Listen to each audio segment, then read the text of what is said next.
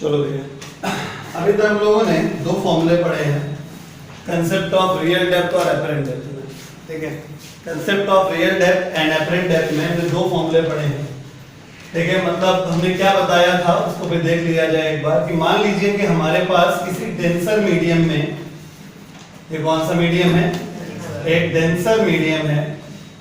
किसी denser medium में अगर कोई ऑब्जेक्ट है तो ऊपर वाले पानी के ऊपरी सरफेस से जिधर से ऑब्जर्वर देखेगा, ये ब्लू आइज हिप्नोटाइज, ठीक है ना, ये ऑब्जर्वर अगर इसको देखेगा, ठीक है, तो इसकी जो इमेज है वो थोड़ी सी ऊपर दिखाई देती है। इमेज जो है वो थोड़ी सी ऊपर दिखाई देती है, यानी इमेज यहां दिखाई देती है। ठीक है, इस वाले सरफेस से ऑब्जेक्ट तक की डेप्थ को रियल डेप्थ कहते हैं, जिसे टी से रिप्रेजेंट करते हैं। T is real depth. ठीक है, और ऊपर वाले सरफेस से इमेज कितनी ऊंचाई पे दिखाई, कितनी गहराई पे दिखाई दे रही है, उसे एक्स से रिप्रेजेंट करते हैं, जिसे एपरेंट डेप्थ कहा जाता है। यानी ऊपर रेयरर मीडियम है और नीचे डेंसर मीडियम है। ठीक है, अगर म्यू इस मीडियम का रिफ्रैक्टिव इंडेक्स है तो आप देख पा रहे हैं कि कितना ऊपर नीचे हो गया है, डेल्टा एक्स के बराबर। कितना? डेल्टा एक्स, जिसे हम लोग क्या कहते हैं? वर्टिकल शिफ्ट या वर्टिकल डिस्प्लेसमेंट, है ना, वीडी।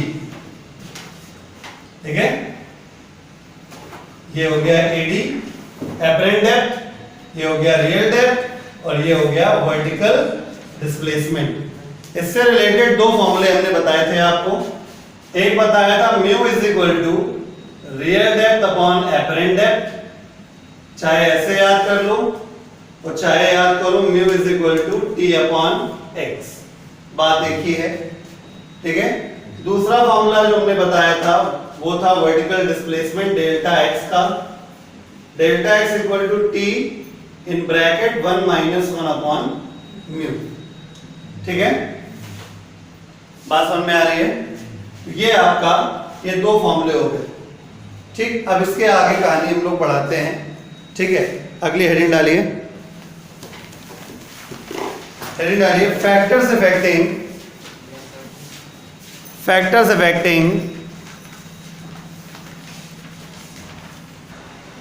हेडिंग है factors affecting vertical displacement. Factors affecting vertical displacement मतलब ये कितना वर्टिकल डिस्प्लेसमेंट आएगा, इस पर कौन कौन सी बातें डिपेंड करती हैं, मतलब कौन कौन सी बातें इस चीज को अफेक्ट करेंगी। ठीक है, बात समझ में आई? तो लिखिए vertical displacement depends on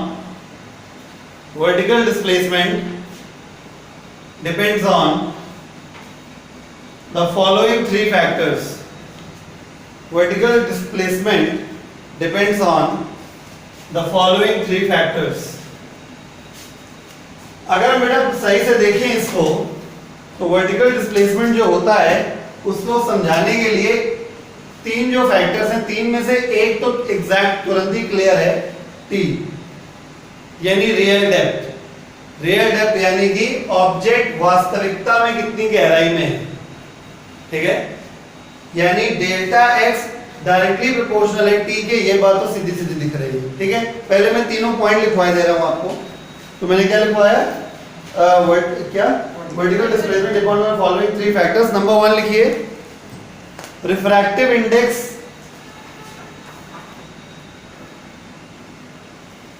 of the denser medium with respect to the rarer medium. Refractive index of the denser medium with respect to the rarer medium. Refractive index of the denser medium with respect to the rarer medium. Bracket में लिख दो mu, refractive index का symbol. Number 2 लिखिए thickness और real depth, thickness और real depth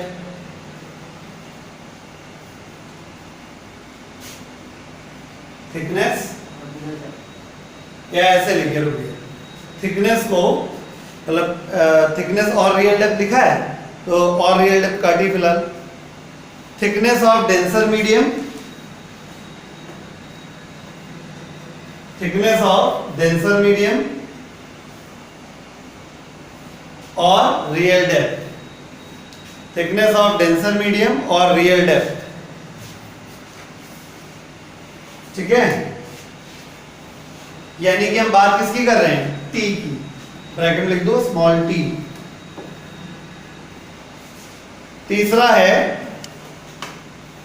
colour और wavelength of light used, colour और wavelength of light used, colour और wavelength of light used, colour और वेवलेंथ ऑफ लाइट यूज्ड, ठीक है। तो नंबर 1 हेडिंग डाल दीजिए, refractive index of denser medium with respect to rarer medium.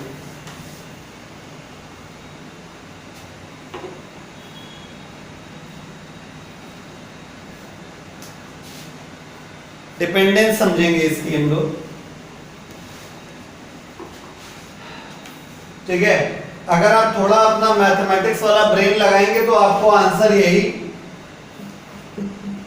Formula ही दे देगा, समझिएगा बहुत ध्यान से, ठीक है।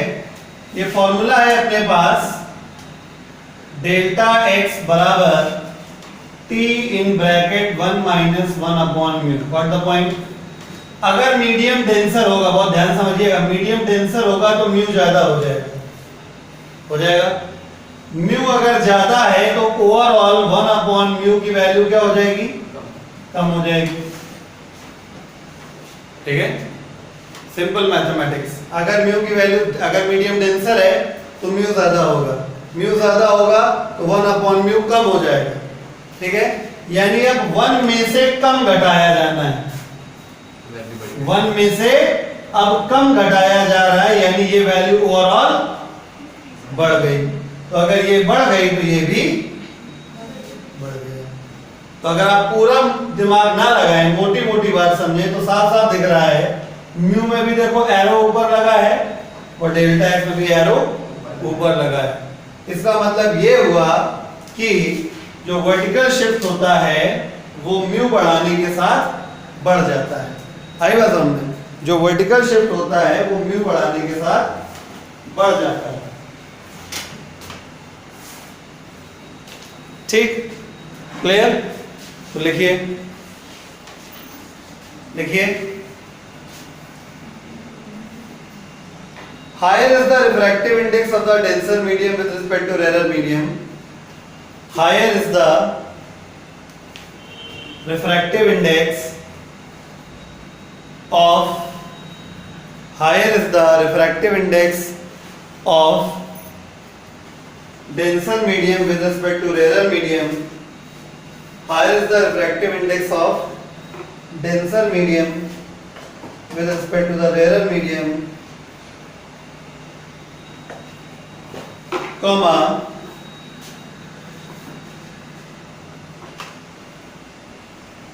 more will be the,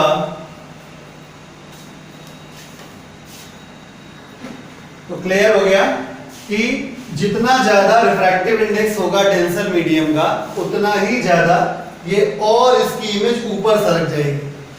भाई वर्टिकल डिस्प्लेसमेंट बढ़ जाएगा, इसका मतलब ये गैप बढ़ेगा, ऑब्जेक्ट तो वहीं रहेगा, इसका मतलब इमेज और ऊपर बनेगी, ठीक है। यानी और ज्यादा पास दिखाई देगा। नहीं समझ में आया, चीजों को कायदे से समझने का प्रयास करिए।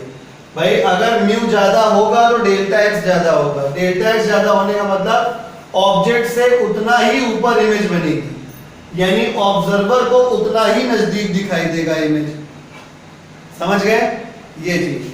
नंबर 2 हेडिंग डाल दीजिए, thickness of the denser medium और thickness of the denser medium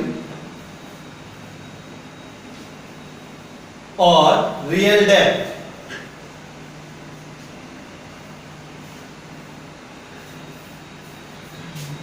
ये तो साफ साफ सीधा सीधा दिखाई दे रहा है। यहाँ पे देखिए डेल्टा एक्स और टी जस्ट आमने सामने है, इसका मतलब ये है, सॉरी डेल्टा एक्स और टी, तो डेल्टा एक्स प्रोपोर्शनल टू क्या आ गया, टी। यानी जितना ज्यादा, समझ गए, गहराई में ऑब्जेक्ट होगा उतना ही ज्यादा वर्टिकल डिस्प्लेसमेंट होगा। ठीक है, लिखिए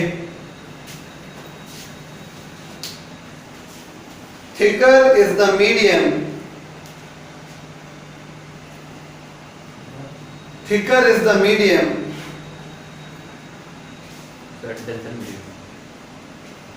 thicker is the medium, understood it is the medium, thicker is the medium, comma,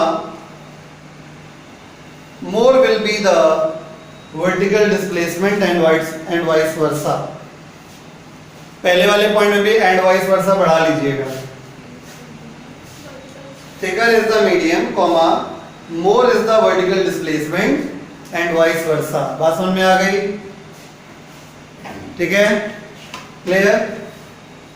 अब तीसरा पॉइंट आपके ज्ञान पर निर्भर करता है, मतलब आपको पीछे का याद है या नहीं है उस पर निर्भर करता है। देखिए मैं ऊपर लिख रहा हूं, इस वाले डिस्कशन में, इस वाले में कौन से, पहले वाले डिस्कशन में जिसमें हमने ये बताया था कि म्यू बढ़ेगा तो डेल्टा एक्स बढ़ेगा। यानी अल्टीमेटली मैंने ये कहा था कि डेल्टा एक्स की वैल्यू भी म्यू के डायरेक्टली प्रोपोर्शनल होती है। यही तो मतलब निकला था कि ये बढ़ रहा था तभी तो ये बढ़ रहा था। इसका मतलब क्लियर है, ये बात समझ में आ गई। यानी पहले पॉइंट में भी कौन सा रिलेशन है, डायरेक्टली प्रोपोर्शनल, यानी कि ये। दूसरे वाले पॉइंट में भी कौन सा केस है, डायरेक्टली प्रोपोर्शनल। अब वेवलेंथ का देख लेते हैं। तो माय डियर, मेरे हिसाब से गौर से देखिए, कॉची रिलेशन के हिसाब से वेवलेंथ इनवर्सली प्रोपोर्शनल होती है रिफ्रैक्टिव इंडेक्स के। याद है कि नहीं याद? ठीक है, wavelength inversely proportional to refractive index. और अभी क्या बताया, refractive index is directly proportional to delta X. यानी 1 लैम्डा म्यू के प्रोपोर्शनल और म्यू डेल्टा एक्स के प्रोपोर्शनल। तो अगर सही से लिखा जाए तो क्या आया, 1 lambda is directly proportional to X. यानी कि अरे इनवर्सली, मतलब लिख सही रहे, मुंह से गलत निकल गया, कोई बात नहीं। तो 1 लैम्डा म्यू के डायरेक्टली प्रोपोर्शनल, म्यू एक्स के डायरेक्टली प्रोपोर्शनल। तो अगर बीच वाले हिस्से को गायब कर दिया जाए तो 1 lambda directly proportional to delta X. मतलब समझिएगा, इसको ऐसे लिखा, ऐसे बोला जाता है। अगर कंफ्यूजन हो आपको तो हम समझाए दे रहे हैं। आप ऐसे बोल सकते हैं 1 lambda directly proportional to delta X, या ऐसे कहिए lambda is inversely proportional to delta X. समझे? 1 लैम्डा डेल्टा एक्स के डायरेक्टली प्रोपोर्शनल है, लेकिन लैम्डा एक्स के साथ इनवर्सली प्रोपोर्शनल है। यानी अब आप समझ गए कि अगर ज्यादा वेवलेंथ की लाइट यूज करी गई तो वर्टिकल डिस्प्लेसमेंट कम हो जाएगा। आई बात समझ में? ठीक है, अभी इसके ऊपर हम एक क्वेश्चन करेंगे। क्लियर हो गया कि नहीं क्लियर हो गया? इसका मतलब ये है कि बहुत साफ सी बात हो गई कि लैम्डा की वैल्यू डेल्टा एक्स पे डिपेंड करने का क्या मतलब हुआ पता है? यही ऑब्जेक्ट रहे, ब्लू लाइट दिखाए, ब्लू लाइट निकाले तो अलग गहराई पे दिखाई देगा, ग्रीन लाइट निकाले तो अलग गहराई पे दिखाई देगा, येलो लाइट निकाले तो अलग गहराई पे दिखाई देगा। क्यों? क्योंकि हर कलर का अलग वेवलेंथ होता है। अलग वेवलेंथ पे डेल्टा एक्स भी अलग अलग हो जाएगा। यानी अलग अलग कलर अगर ये निकालेगा तो उसकी इमेज भी अलग अलग जगह पे दिखाई देगी। ठीक है, क्लियर? तो लिखिए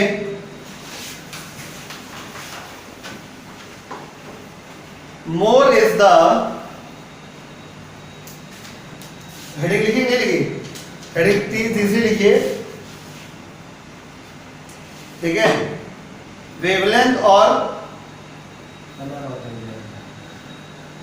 हाँ कलर और wavelength of light used, colour और वेवलेंथ ऑफ लाइट यूज। तो क्या फैक्ट निकला, लिखिए more is the wavelength of light use, more is the wavelength of light use, lesser will be the vertical displacement, lesser will be the vertical displacement, lesser will be the vertical displacement and vice versa। भैया पूरी बात समझ में आ गई? ठीक है, मैं एक बार दोबारा से एलाबोरेट कर देता हूं, ध्यान से सुन लीजिए।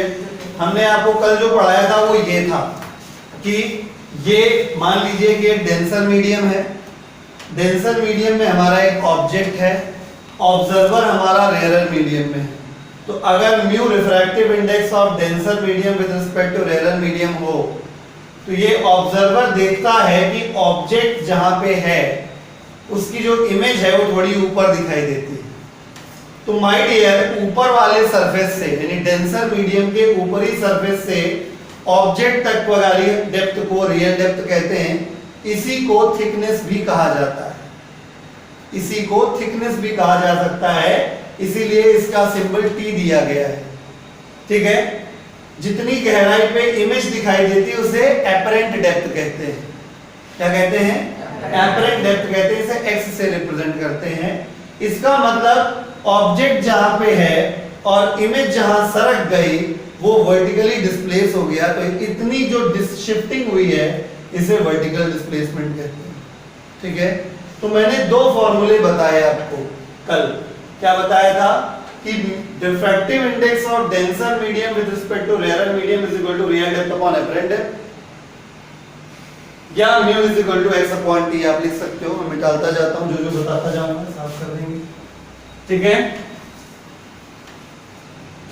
दूसरा वर्टिकल शिफ्ट का फॉर्मूला। ठीक है, वर्टिकल शिफ्ट का फॉर्मूला जो है, तो डेल्टा एक्स जो है उसका फॉर्मूला, मतलब वर्टिकल कितना डिस्प्लेसमेंट होगा उसका फॉर्मूला होता है डेल्टा एक्स बराबर T in bracket 1 minus 1 upon mu. अभी न्यूमेरिकल लगवाते हैं, बहुत अच्छे से याद हो जाएगा। फिर हमने आपको बताया कि वर्टिकल जो डिस्प्लेसमेंट हो रही है किन बातों पे डिपेंड करती है, 3 बातों पे डिपेंड करती है। अगर हम एक बार रीअरेंजमेंट करें तो पहली चीज हो गई क्या, थिकनेस मान लीजिए, सबसे पहली चीज थिकनेस ही समझ लीजिए। इस फॉर्मूले को देख के साफ साफ समझ में आ रहा है कि टी का वैल्यू जितना ज्यादा होगा डेल्टा एक्स का वैल्यू उतना ही ज्यादा होगा, यानी कि इमेज उतनी ही ज्यादा ऊपर सरक जाएगी। डेल्टा एक्स का ज्यादा होने का मतलब इमेज उतनी ही ऊपर पहुंच जाएगी, यानी ऑब्जर्वर को उतनी ही पास दिखाई देगी। आई बात समझ में? तो ये पहला पॉइंट आप मान सकते हैं, जो कि हमने आपको थ्योरी में नंबर 2 पे लिखवाया है। ठीक है, नंबर 2 पे मैं लेके चल रहा हूँ रिफ्रैक्टिव इंडेक्स वाले फंडे को। जिनको इतना गणित ना समझ में आया हो उनके लिए सीधा सीधा मोटा मोटा पॉइंट ये लिखा हुआ है। ठीक है, अगर मीडियम का रिफ्रैक्टिव इंडेक्स ज्यादा होगा तो डेल्टा एक्स भी ज्यादा होगा। ठीक है, डेल्टा एक्स ज्यादा होने का मतलब मैंने बता दिया कि इमेज आपको और ऊपर पहुंच जाएगी, ऑब्जर्वर को और ज्यादा पास दिखाई देगी। ठीक है, तो ये हो गया डेल्टा एक्स का वैल्यू। ठीक है, तो 2 पॉइंट में डायरेक्टली प्रोपोर्शनल का रिलेशन हुआ। अगर आपको अभी भी कॉची रिलेशन नहीं याद है तो निहायत मूर्खता है, फिर भी अगर नहीं याद है तो एक पॉइंट तो याद कर ही सकते हैं कि वर्टिकल शिफ्ट जो होती है वो लैम्डा के इनवर्सली प्रोपोर्शनल होती है। मतलब अगर आप ज्यादा वेवलेंथ वाली लाइट यूज करेंगे, ठीक है, तो वर्टिकल शिफ्ट उतना ही कम होगा, यानी ये इमेज उतना ही ऊपर जाने से बचेगी, मतलब नीचे ही रह जाएगी इमेज। ठीक है, यानी इसको और गहराई में दिखाई देगा। राइट, तो 3 फैक्टर्स थे जो कि मैंने आपको एक एक करके इलैबोरेट कर दिए। ठीक है, ये जो वीडियो रिकॉर्ड हो रहा है इसको आप दोबारा देख के, अगर आपको ये वाले फंडे डेल्टा एक्स और लैम्डा ये वो आपने नहीं लिखे हो तो आप इसको दोबारा से देख के लिख लीजिएगा। ठीक है, वैसे साथ साथ लिख लेने चाहिए थे, ज्यादा अच्छा है, कोई बात नहीं।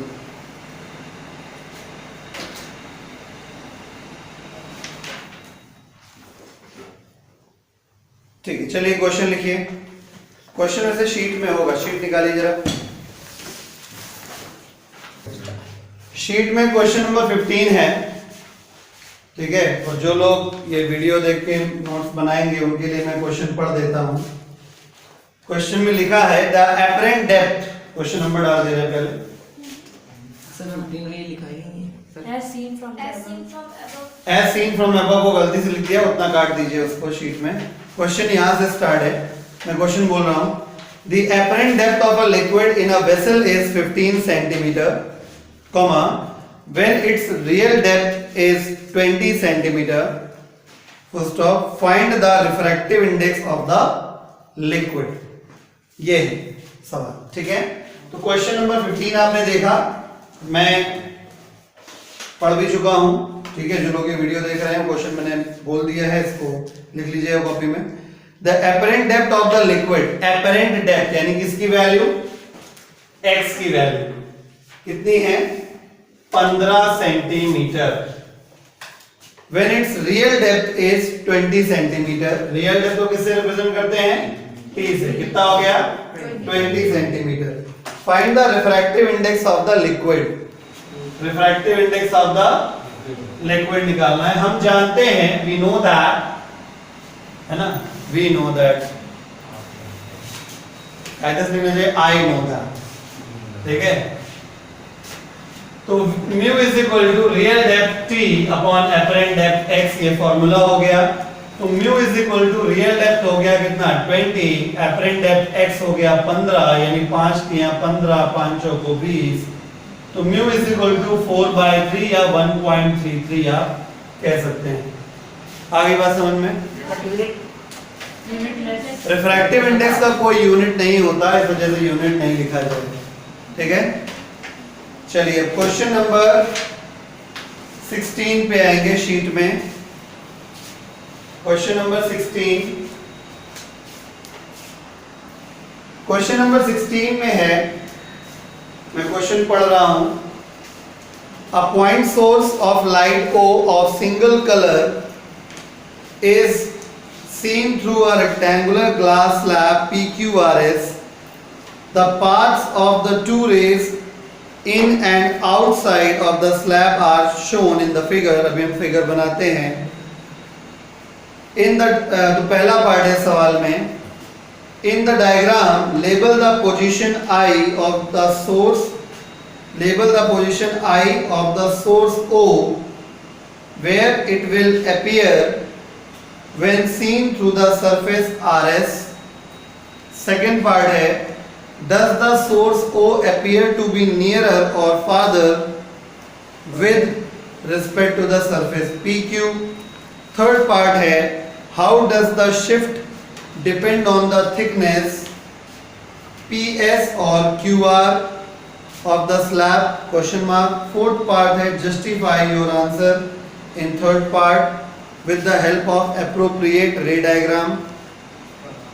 fifth part है, for the same rectangular glass slab, comma, which color from the visible spectra, यानी कि ब्रैकेट में लिखा है violet to red, bracket close, will produce the maximum shift।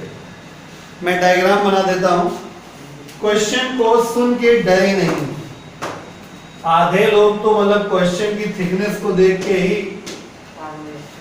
Slab की थिकनेस का देखने का मन नहीं करते। ये एक्चुअली 5 छोटे छोटे सवाल हैं जो कि मिलके एक बड़ा सवाल बन गया है, ठीक है। इस तरीके से है, ये एक स्लैब है, ये है PS, ये है Q, PQR और ये हो गया S।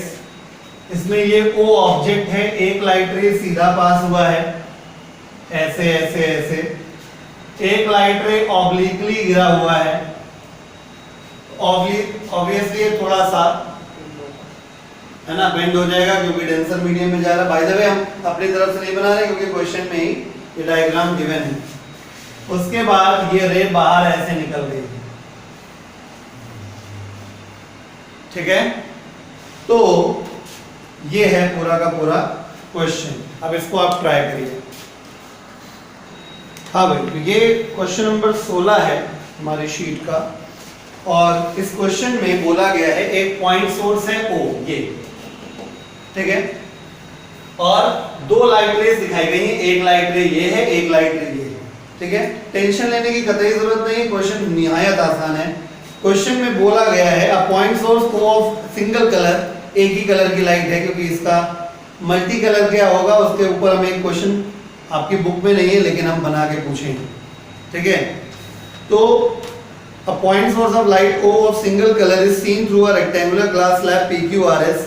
The paths of the two rays in and outside of the slab are shown in the figure. ठीक है, पहला part, in the diagram label the position I of the source O where it will appear when seen through surface RS.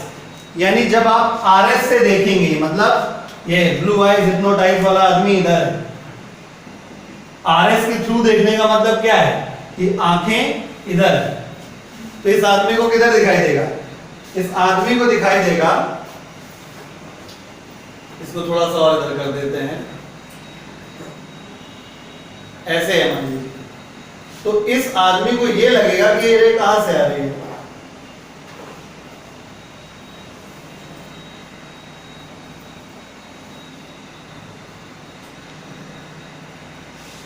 समझे, image यहां दिखाई देगी, पहला part हो गया। ठीक, ओके, ये जो रे है वो कैसे कहां से आती हुई लगेगी, यहां से आती हुई लगेगी, इसका मतलब उस ऑब्जेक्ट की इमेज उसको यहां दिखाई देगी। पहला पार्ट सॉल्व हो गया। ठीक है, कोई आपत्ति किसी को? हाँ जी बताइए, क्या आपत्ति है? आरएस देखेंगे तो ये वाली देखेंगे तो उसके अंदर, हाँ, आरएस सरफेस से आरएस के थ्रू देखेंगे तो आप अंदर थोड़ा ना खड़े हैं, मैं क्या कह रहा हूं, you are watching through RS, यानी आरएस से जो लाइट रेज आ रही है आप उनको देख रहे हैं, तो आप यहां पे हैं, तो आपको कौन सी रे मिली, ये वाली और ये वाली, राइट? ओके, अगर आप यहां से देखेंगे तो इसका मतलब आपको ये रे और ये रे आपकी आंख में जाएगी, तब आपको दिखाई देगी। ठीक है, अगला सवाल इसी में था कि does the source O appear to be nearer or farther with respect to the surface PQ? तो ये जो ऑब्जेक्ट है वो PQ वाली सरफेस से पास प्रतीत तो होगा, पास में लगेगा या दूर लगेगा? तो पहली बार उसको ऑब्जेक्ट नहीं दिखाई देगा, उसको दिखाई देगी इमेज। इमेज क्या है? Image is a kind of optical illusion, धोखा है, जहां पे लगता है कि ऑब्जेक्ट वहां पे है लेकिन ऑब्जेक्ट वहां नहीं होता। ठीक, तो यहां पे जिस ऑब्जेक्ट को देखने की बात हो रही है इस क्वेश्चन में, वो कौन है? इमेज। ये आई लिखा बेटा, थोड़ा ऐसे हो गया, लिख दिया मैंने, चलो ये आई हो गया। ठीक, ओके, तो सवाल में ये पूछा गया कि बताइए इस ऑब्जर्वर को ऑब्जेक्ट दूर दिखाई देगा कि पास? तो पहली बार ऑब्जर्वर को ऑब्जेक्ट नहीं दिखाई देगा, उसको ऑब्जेक्ट की इमेज दिखाई देगी, और इमेज किधर दिखाई देगी? दूर की पास? पास। ठीक है, आप साफ साफ देख रहे हैं PQ से इमेज ऊपर नहीं गई है, उसके और पास आ गई। दूसरे पार्ट का आंसर हो गया नियरर। ठीक है, ओके, तो पहले पार्ट में था, डायग्राम में लेबल करिए, पहला पार्ट मैंने कर दिया, ये पहला पार्ट है, दूसरा पार्ट है नियरर, पास में दिखाई देगा, उसके बाद तीसरा पार्ट है how does the shift depend on the thickness PS और QR? PS या QR, बात एक ही हुई, आपको अभी थोड़ी देर पहले पढ़ाया था कि जो शिफ्ट होती है वो थिकनेस के डायरेक्टली प्रोपोर्शनल होती है। पढ़ाया भी, पढ़ाया था ना, delta X proportional to T, right? सवाल यही है, how does the shift depend on the thickness PS और QR ऑफ द स्लैब? यानी कि आप अगर लैंग्वेज में लिखना चाहें तो लिखिए more is the thickness of the slab, more will be the shift. ठीक है, क्लियर हो गया? अदरवाइज ऐसे लिख देंगे तो भी चलेगा। ठीक है, ओके, हम आते हैं फोर्थ पार्ट में। फोर्थ पार्ट में उन्होंने कहा कि ये जो आपने आंसर दिया है आप जो ये कह रहे हो कि थिकनेस कम कर देंगे तो डेल्टा एक्स कम हो जाएगा, थिकनेस बढ़ा देंगे तो डेल्टा एक्स, इसको आप प्रूव करिए, जस्टिफाई करिए। तो जस्टिफाई करने के लिए या तो दूसरा डायग्राम बना लो, वो ज्यादा बेटर रहेगा। ठीक है, तो कंपेयर हो जाएगा आसानी से। सर आंसर इन सेकंड कह रहा है, आंसर इन पार्ट सेकंड। कोई बात नहीं, नियर मतलब to justify your answer in second, नहीं थर्ड है, शीट में उसको सही कर लीजिए, इन थर्ड है। Justify your answer in third, मतलब आपने थर्ड पार्ट में जो आंसर आपने दिया है, ठीक है, उसको जस्टिफाई करिए। तो चलिए हम पैरेलली बना के जस्टिफाई कर देते हैं। ठीक है, ये मान लो कि वही स्लैब है लेकिन हमने उसकी थिकनेस कम कर दी है। लल्ला ऑब्जेक्ट हमारा बराबर हाइट पे, कोशिश करेंगे बराबर हाइट पे बना दें ताकि कंपेयर करने में आपको आसानी हो जाए। एक लाइट रे सीधा पार कर जाएगा, कोई दिक्कत नहीं है, बताइए। ठीक है, दूसरा लाइट रे जैसे इसमें गिरा था वैसे हम इधर गिराए दे रहे हैं, कोई दिक्कत नहीं। अब ये लाइट रे जब इसमें आएगी तो थोड़ा सा बेंड हो जाएगी टुवर्ड्स द नॉर्मल। ठीक है, तो अब जब लाइट रे बाहर निकलेगी तो ये ऐसे निकलेगी। ठीक है, इसको हम बढ़ाते हैं पीछे।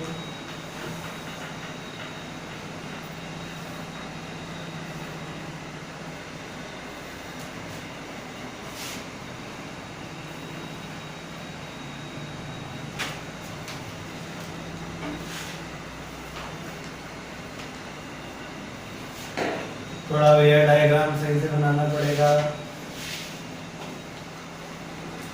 ऐसे।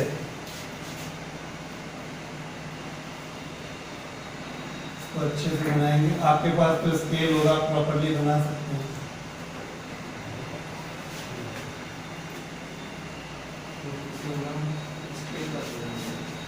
ठीक है, इमेज कहां बनी है? यहां। ठीक है, तो क्या दिखाई दिया? जब थिकनेस ज्यादा थी तो शिफ्ट देखो इतनी बड़ी आई थी, ध्यान से देखिए, बोलो। और जब तुमने थिकनेस कम कर दी है तो अब शिफ्ट भी पहले से कम हो गई, दिख रहा है? ओके, तो इससे डायग्राम बना के सिद्ध हो गया कि जब ज्यादा थिकनेस लिया जाता है तो शिफ्ट भी ज्यादा आता है, और जब थिकनेस कम लिया जाता है तो शिफ्ट भी कम आता है। समझ गए? और कौन सा पार्ट था इसमें? For the same rectangular glass slab, which color from the visible spectra, violet to red, will produce maximum shift? ठीक है, इस क्वेश्चन के लिए अलग से जरूरत नहीं है, वो तो हम जानते हैं। हमने जानबूझ के जब वो बता रहे थे कलर वाली बात, तो हमने थ्योरी में नहीं कराया था क्योंकि क्वेश्चन में करा नहीं था। देखिए बताते हैं, सबको पता है वेवलेंथ वॉयलेट की कम होती है, इंडिगो की उससे ज्यादा है ना, वही विबग्योर वाला मैं करा दे रहा। Violet, indigo, blue, green, yellow, orange और रेड। ठीक है, और अभी अभी हमने आपको बताया कि वेवलेंथ और वर्टिकल शिफ्ट का 36 का आंकड़ा है, इनवर्सली प्रोपोर्शनल, राइट? वेवलेंथ और शिफ्ट का इनवर्सली प्रोपोर्शनल है। इसका मतलब ये हुआ कि डेल्टा एक्स का वैल्यू जो वॉयलेट कलर के लिए होगा वो सबसे ज्यादा होगा। चलो लिख देते हैं, डेल्टा एक्स वॉयलेट के लिए, इंडिगो के लिए, ब्लू के लिए, ठीक है, ग्रीन के लिए, ठीक है, येलो के लिए, ठीक है, ऑरेंज के लिए, और ये रेड के लिए। तो सबसे कम शिफ्ट रेड में, सबसे ज्यादा शिफ्ट वॉयलेट में, मोटी मोटी बात अगर देखी जाए तो ऐसा होना भी चाहिए, क्योंकि रेड कलर सबसे कम डेविएट होता है, इसलिए शिफ्ट सबसे कम आया है। ठीक है, मतलब थोड़ा सा आइडिया लगा के भी काम करोगे तो भी आंसर सही है। ठीक है, तो सवाल में क्या पूछा गया था कि कौन से कलर का मैक्सिमम शिफ्ट आएगा, वॉयलेट कलर का। हमने सब जवाब दे दिया, इसका सबसे ज्यादा आएगा मैक्सिमम शिफ्ट, वो भी बता दिया, इसका सबसे कम आएगा वो भी बता दिया। ठीक है, चाहे तो हम लिख भी दे रहे हैं यहाँ पे, इसमें आया मैक्सिमम शिफ्ट, इसमें आया मिनिमम शिफ्ट। ठीक है, तो अगले लेक्चर में हम एक दो सवाल और करेंगे, उसके बाद TIR टोटल इंटरनल रिफ्लेक्शन, और उम्मीद करते हैं अगले टर्म पे ये टॉपिक फिनिश हो जाएगा। क्वेश्चन नंबर 17 हमारी शीट में है। जो लोग ये वीडियो देख के काम कंप्लीट करेंगे उनके लिए मैं क्वेश्चन पढ़ रहा हूँ फटाक से।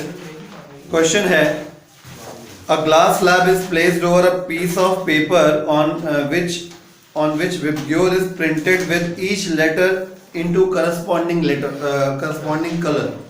Okay, फिर से पढ़ते हैं। A glass slab is placed over a piece of paper on which Vibgyor is printed with each letter into its corresponding color. Full stop. First part है, will the image of all the colors be in the same place? Second part है, the letter of which color will appear to be raised, A part maximum and B part minimum. Explain your answer. ठीक है, तो question number 17 मेरी sheet का। ठीक है, इस question में बोला गया कि एक ग्लास स्लैब है और विबग्योर नीचे, मतलब उसके नीचे कागज रखा गया है। ठीक है, पेपर है, उसमें विबग्योर उन्हीं कलर से लिखा है जो कलर्स हैं, यानी V वॉयलेट से लिखा है, I इंडिगो से लिखा है, ठीक है, B ब्लू से लिखा है, एंड सो ऑन। आई बस ऑन में इस प्रकार से है। ठीक है, तो पहला सवाल है कि क्या ऊपर से अगर देखा जाए तो क्या सारे के सारे कलर्स एक ही पोजीशन पे दिखाई देंगे, सारे के सारे लेटर्स एक ही पोजीशन पे दिखाई देंगे? तो जवाब है नहीं। क्यों?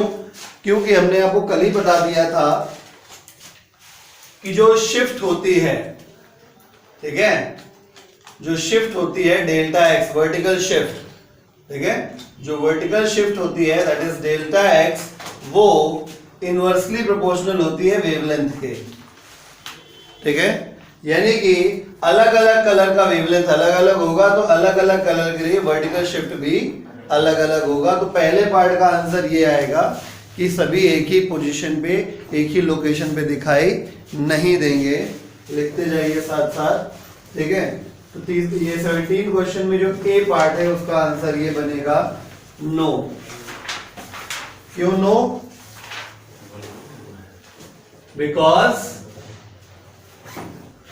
because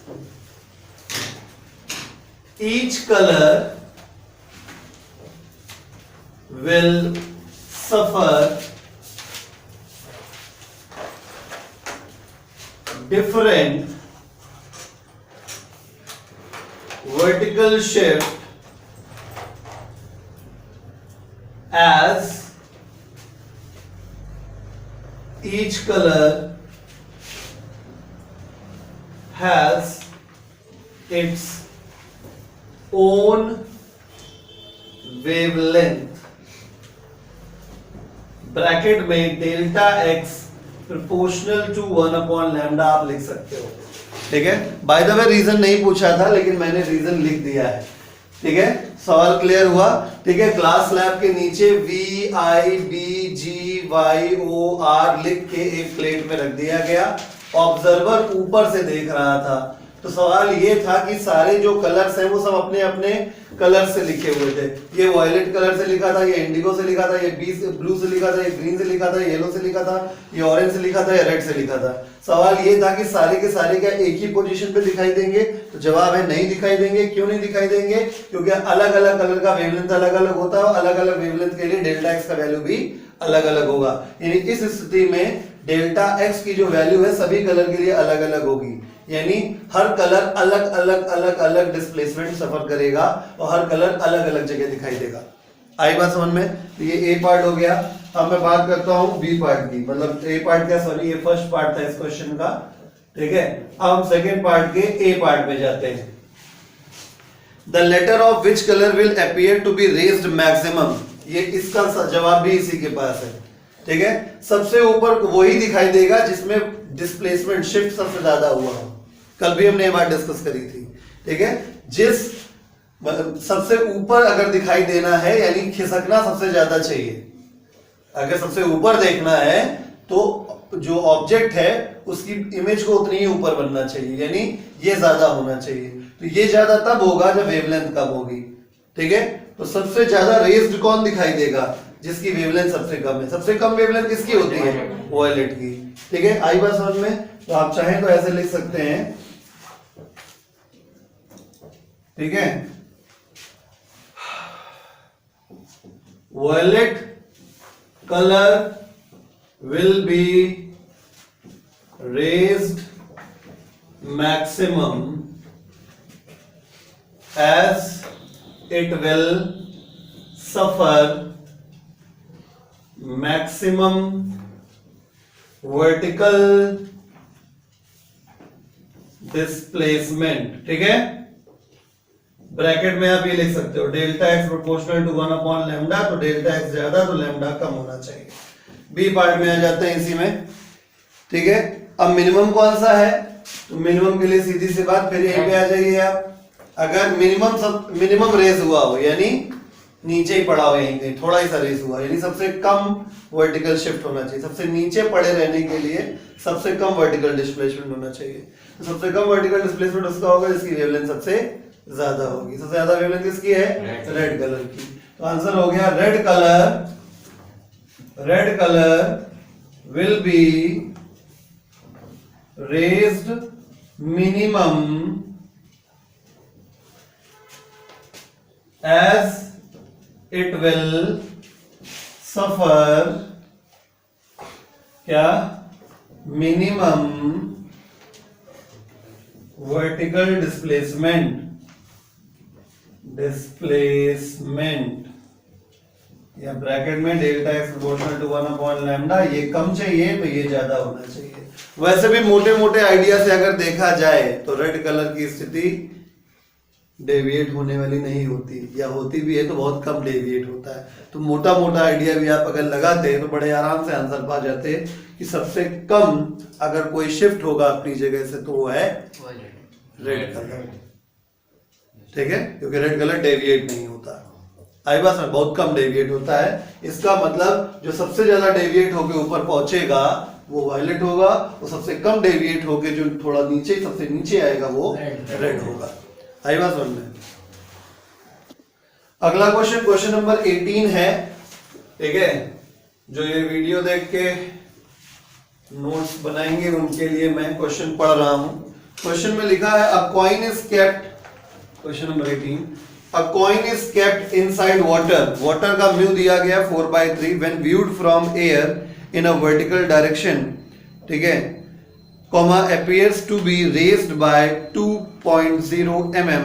Find the depth of the coin in the water. Depth of the coin यानी depth of the object. Depth of the object मतलब real depth, यानी वास्तविकता में ऑब्जेक्ट कितना नीचे है, ठीक है, उसकी बात हो रही है, ये निकालना है, यानी रियल डेप्थ टी कैलकुलेट करना है। याद रखिए कभी भी बोला जाए appears to be raised, कितना रेज हो गया, ठीक है, तो वो वैल्यू होती है क्या? डेल्टा एक्स की। क्वेश्चन में कभी भी अगर बोला जाए कि इसमें लिखा है ना कि appears to be raised by 2 mm, इसका मतलब ये है कि delta x vertical displacement 2.0 mm दिया गया है। ऐसा याद रखिए, क्वेश्चन में कभी भी लिखा हो कि image is appears to be raised यानी कितना वर्टिकल शिफ्ट हो गया है, तो डेल्टा एक्स की वैल्यू 2 mm हो गई यहाँ पे, ठीक है। तो find the depth of the coil, ये निकालना है, म्यू दिया गया था, म्यू कितना है 3/2। तो अगर फॉर्मूला याद होगा तो तुरंत हो जाएगा, डेल्टा एक्स बराबर टी इन ब्रैकेट 1 - 1/, म्यू, ये फॉर्मूला होता है, हमने बताया था आपको। ठीक है, तो डेल्टा एक्स की वैल्यू 2 mm हो गई, टी हमको निकालना था 1 - 1 अपॉन म्यू, म्यू 3/2, सॉल्व करेंगे 2 = t 1 - 2/3, कुल मिला के 2 = t 3 - 2/3, कुल मिला के t = 6/1, अर्थात 6 mm। क्यों? क्योंकि तुमने यहाँ पे डेल्टा एक्स की वैल्यू भी डायरेक्ट 2 mm वाली ही रखी थी। तो इस प्रकार find the depth of the coin. देखिए बाय मिस्टेक लिख दिया है 3/2, 3/2 ग्लास का होता है, 4/3 क्वेश्चन में दिया गया था, तो 4/3 कुछ नहीं, केवल आप डिजिट चेंज कर लीजिए। ये 3 हो गया, ये 4 हो गया, ठीक है, ये 4 हो गया, ये 3 हो जाएगा और ये 4 हो गया, तो कुल मिला के ये 8/1, यानी आंसर आपका 8 mm आ जाएगा। ठीक है, जरा सा चेंज है, कर लीजिए।